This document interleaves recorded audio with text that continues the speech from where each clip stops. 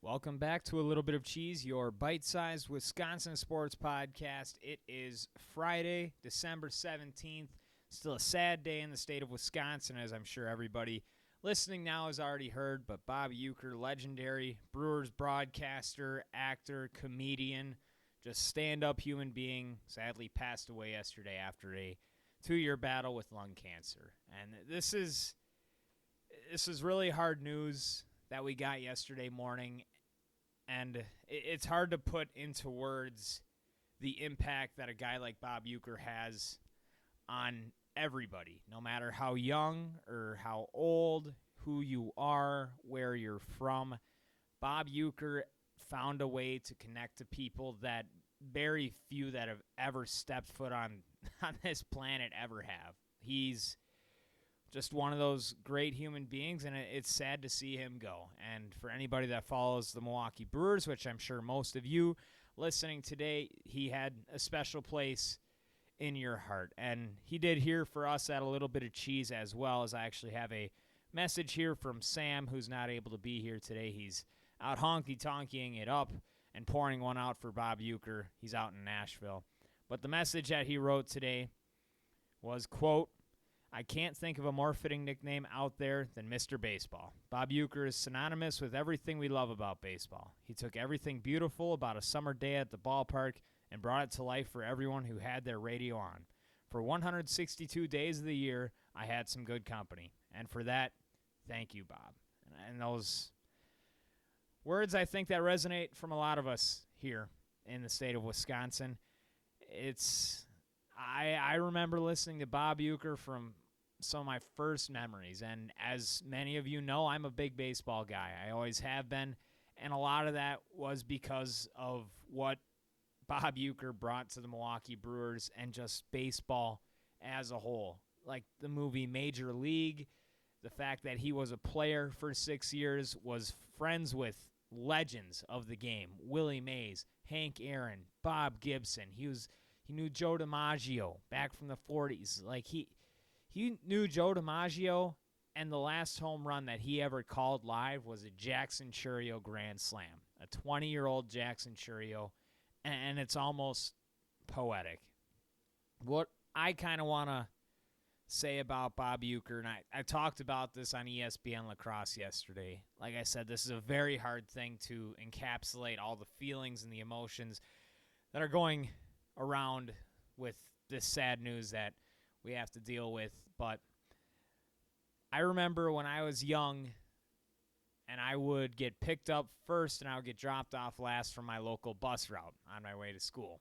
And every time on my way home, I always made sure that day to check to see if the Brewers were playing an afternoon game, because then I would get excited, because then Floyd, my bus driver, he would always have the game on. And I would sit up right in the front of the bus right next to him, and we would just talk Brewers baseball and listen to Bob Uecker and the sounds of summer. And that was the thing with Uecker. He was funny for everybody. It didn't, like I said, it didn't matter how old you were or who you were. Bob Uecker was just funny. And boy, he knew his baseball. And he was a little bit smarter than everybody about it too. Like the self-deprecating humor, he kind of talks about that as, I mean, he was a big league player, but it was always self-deprecating humor after the fact. Like he said that he always, his manager one time asked him, "Hey, Bob, go grab a bat and stop this rally." Like just things like that. There are so many Bob Uecker quotes. I highly advise for you to go look them up. They're hilarious. But it was to make people laugh, and that's always what it was on the Johnny Carson show, Major League.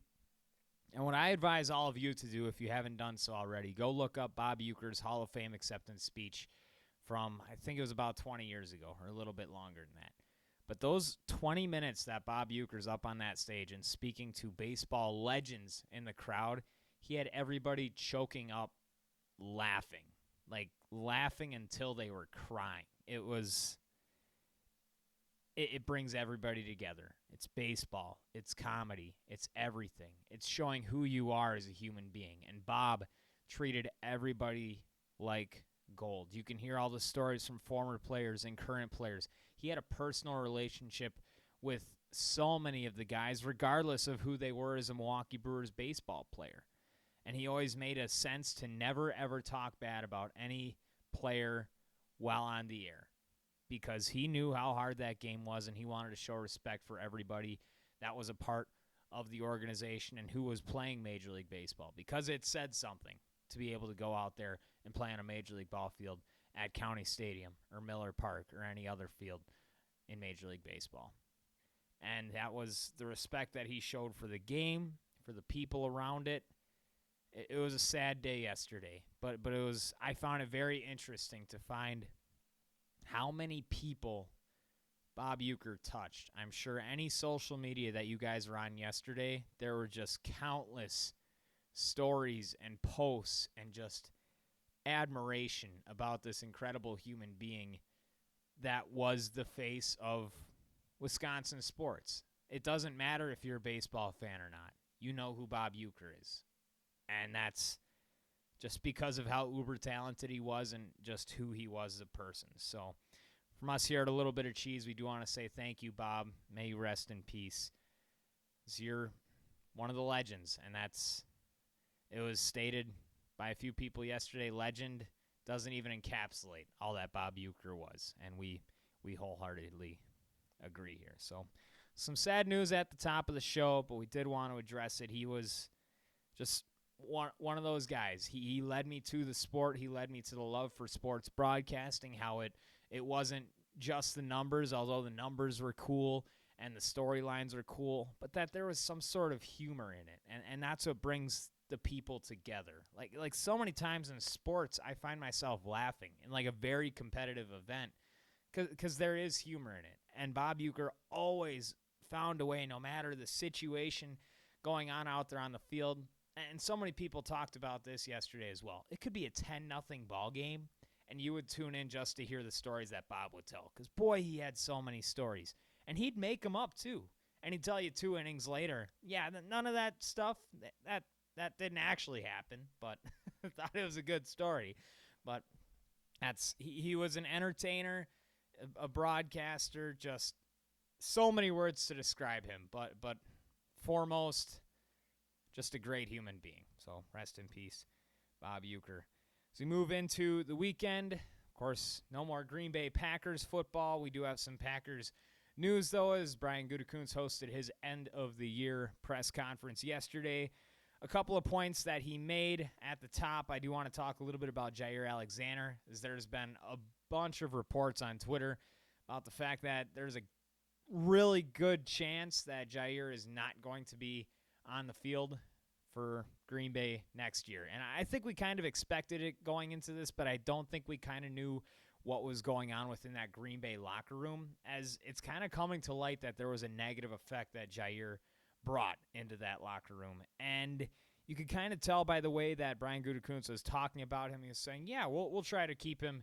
We'll try to keep him in Green Bay next year. But, yeah, we got to start from step one, which is something you usually say regarding a free agent, but Jair Alexander is under contract last year, and if Brian Gutekunst can go to the press and talk to everybody and say that it is an uncertainty or even a probability, like a high probability that Jair Alexander is going to play in Green Bay next year, that means that there are some problems. And it seems like they're coming from both sides, that there's just some negative feelings, and it just might be time that Jair is no longer a Green Bay Packer. We kind of expected this. I kind of felt that way after Jair was going into surgery, after that whole debacle where he would practice and then not be ready for game time, and it was a PCL injury, and it was a weird situation. And it was a lot of speculation from our side, but from what we can tell now and the way that so many reporters and front office people in Green Bay are talking about it,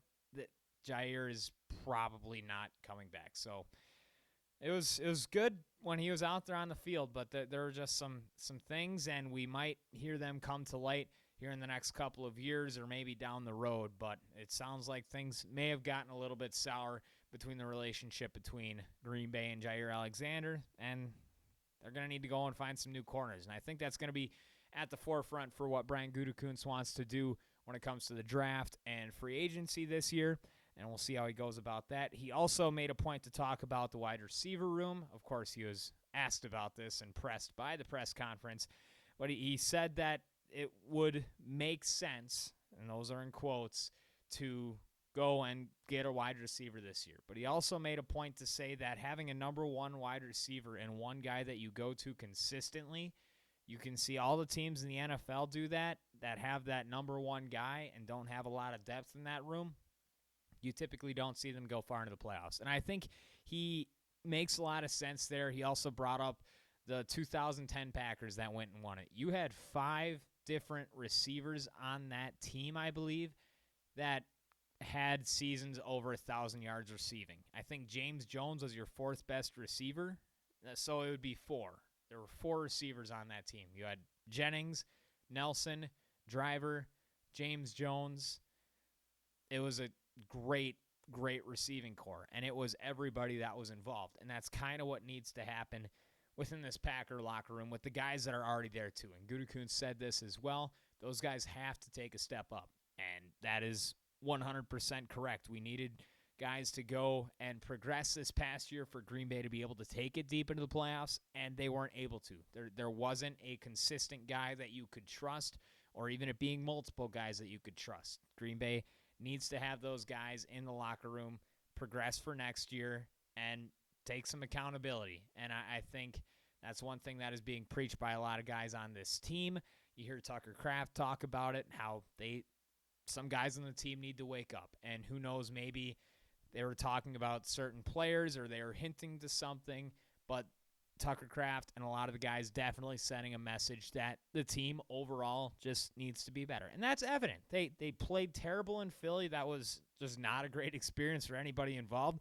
On the Green Bay side, they need to be better, and I like hearing that they recognize that, and they weren't just complaining about the officiating or the Keyshawn Nixon play or these outside sources that may have affected them. Because really, when it comes down to it, Green Bay did not execute what they needed to do. That was one of the main points. Gutekunst also was hinting that Quay Walker and Devontae Wyatt, first-round picks from 2022. Wyatt was the 28th overall, and Walker was the 22nd overall, both out of Georgia. That he was hinting that they will probably get some contract extensions.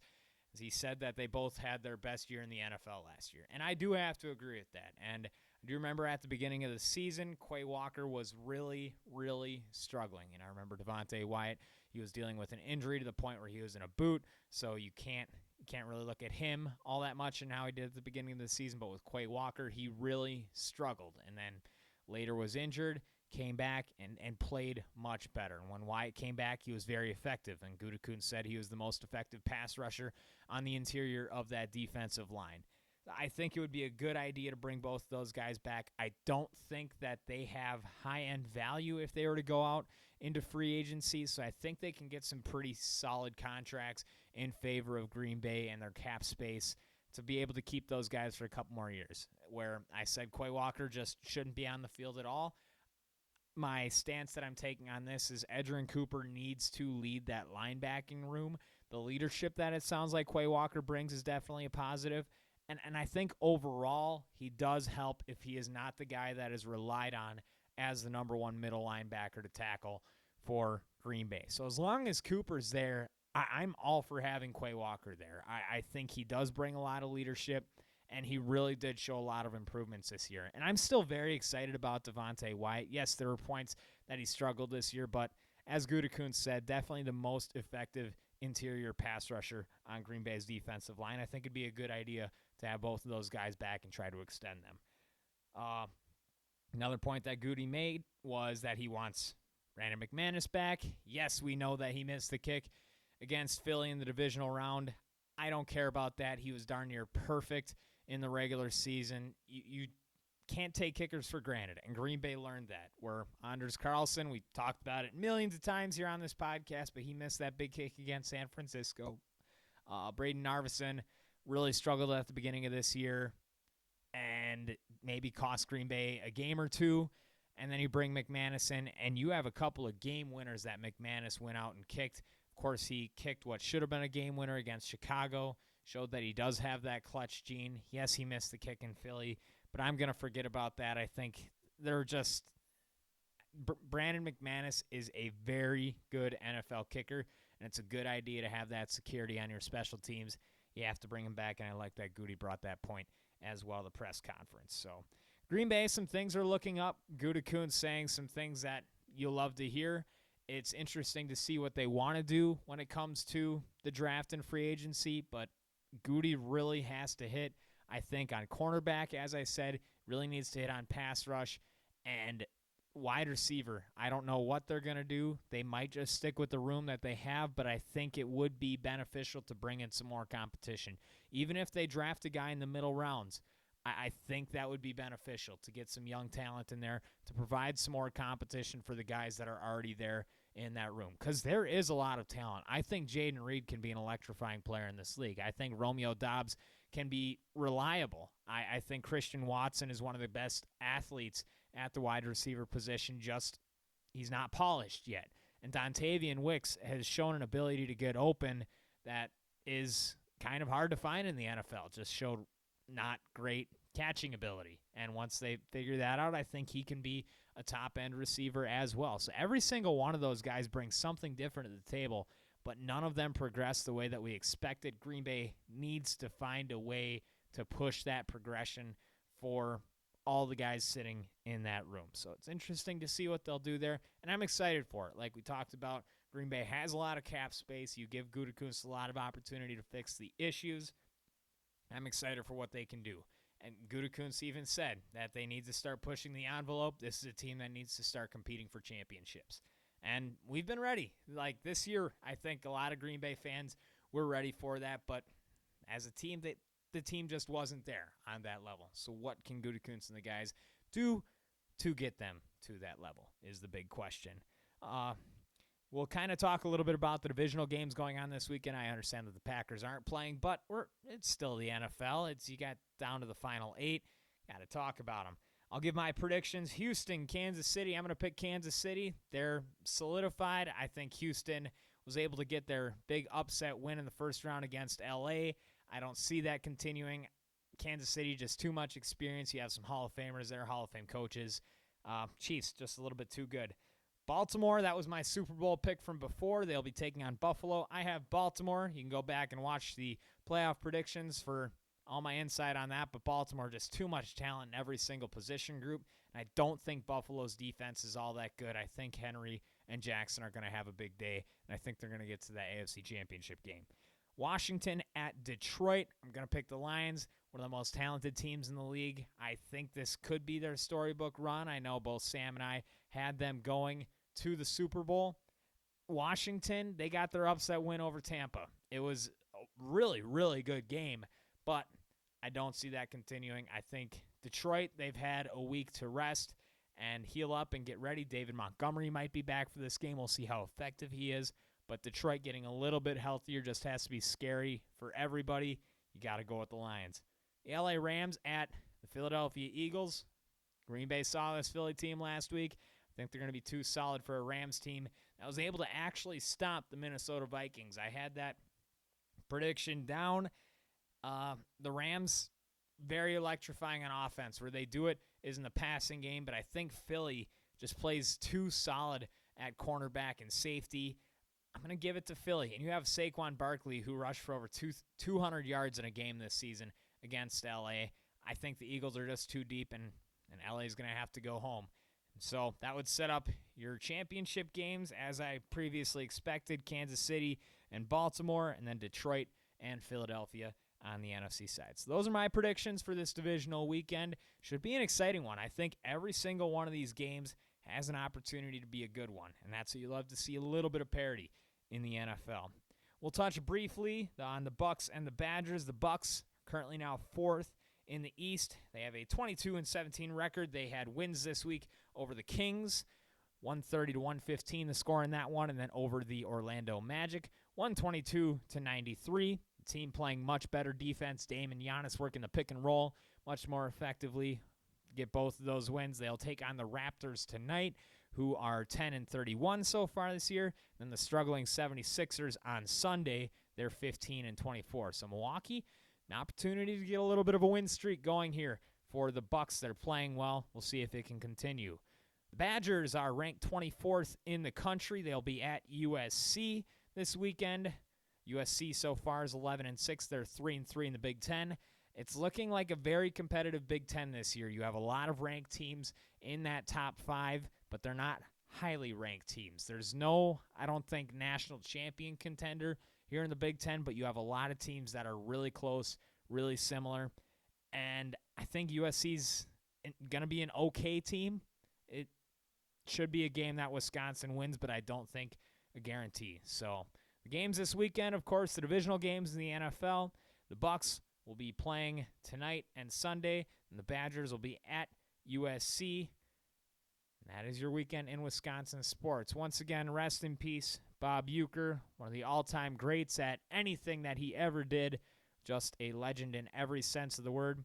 I'm Cody Depius, your host. I want to thank you for being here on this Friday. We will be back on Monday with NFL divisional playoff reactions. We'll have some more stuff to talk about as well. Thank you for being here. This has been another edition of A Little Bit of Cheese, your bite-sized Wisconsin sports podcast.